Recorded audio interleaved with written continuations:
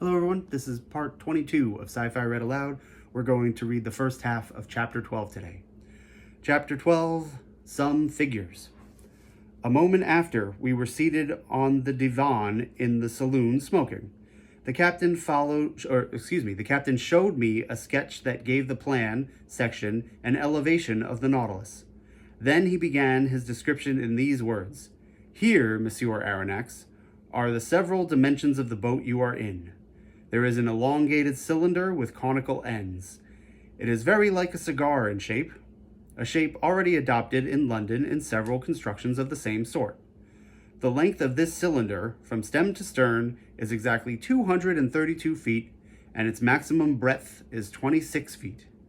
It is not built quite like your long voyage steamers, but its lines are sufficiently long, and its curves prolonged enough to allow the water to slide off easily, and oppose no obstacle to its passage. These two dimensions enable you to obtain, by a simple calculation, the surface and cubic contents of the Nautilus. Its area measures 6,032 feet, and its contents about 1,500 cubic yards. That is to say, when completely immersed, it displaces 50,000 feet of water, or weighs 1,500 tons. When I made the plans for this submarine vessel, I meant that 9/10 should be submerged. Consequently, I ought only to displace 9/10 of its bulk, that is to say, only to weigh that number of tons. I ought not, therefore, to have exceeded that weight, constructing it on the aforesaid dimensions. The Nautilus is composed of two hulls, one inside, the other outside, joined by T-shaped irons, which render it very strong. Indeed, owing to this cellular arrangement it resists like a block, as if it were solid. The sides cannot yield, it coheres spontaneously, and not by the closeness of its rivets, and the homogeneity of its construction, due to the perfect union of the materials, enables it to defy the roughest seas. These two hulls are composed of steel plates, whose density is from 0.07 to 0.08 that of water. The first is not less than 2.5 inches thick and weighs 394 tons. The second envelope, the keel, 20 inches high and 10 thick, weighs alone 62 tons. The engine, the ballast, the several accessories and apparatus appendages, the partitions and bulkheads weigh 961.62 tons. Do you follow all this? I do. Then, when the Nautilus is afloat under these circumstances, 1/10 of it is out of water. Now, if I have made reservoirs of equal size to this length, to this 10th, or capable of holding 150 tons, and if I fill them with water, the boat, weighing 1,507 tons, will be completely immersed. That would happen, Professor. These reservoirs are in the lower parts of the Nautilus. I turn on taps and they fill, and the vessel sinks, and I had just been level with the surface. Well, Captain, but now we come to the real difficulty. I can understand your rising to the surface, but diving below the surface, does not your submarine contrivance encounter a pressure and consequently undergo an upward thrust of 1 atmosphere for every 30 feet of water, just about 15 pounds per square inch? Just so, sir. Then unless you quite fill the Nautilus, I do not see how you can draw it down to those depths.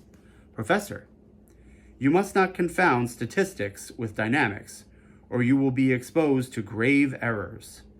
There is very little labor spent in attaining the lower regions of the ocean, for all bodies have a tendency to sink. When I wanted to find out the necessary increase of weight required to sink the Nautilus, I had only to calculate the reduction of volume that seawater acquires according to the depth. That is evident. Now, if water is not absolutely incompressible, it is at least capable of very slight compression. Indeed, after the most recent calculations, this reduction is only 0.000436 of an atmosphere for each 30 feet of depth. If we want to sink 3,000 feet, I should keep account of the reduction of bulk under a pressure equal to that of a column of water of 1,000 feet. The calculation is easily verified. Now, I have a supplementary reservoir capable of holding 100 tons.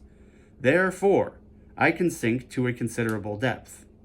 When I wish to rise to the level of the sea, I only let off the water and empty all the reservoirs if I want the Nautilus to emerge from the 10th part of her total capacity.